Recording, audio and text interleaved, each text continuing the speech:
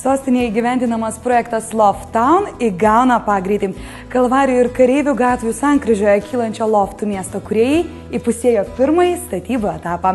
Teritorijoje jau baigti mūro darbai, atliekamas stogų ir fasadų šiltinimas, montuojami langų rėmai, kyla terasos ir balkonai, statomi garažai, tiesiami inžineriniai tinklai. Siekiant, kad loftų miestas būtų išties žalias ir jaukus, ypatingas dėmesys skiriamas Loftown kraštovaizdžiui.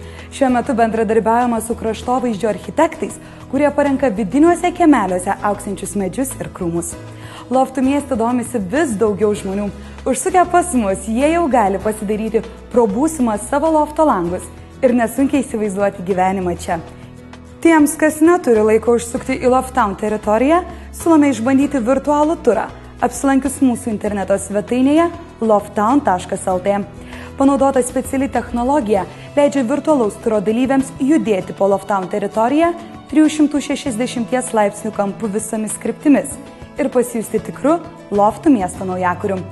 Projekto pirmojo etapo pabaiga numatoma 2012 m. ketvirtajame ketvirtyje. Daugiau apie Loftown www.loftown.lt.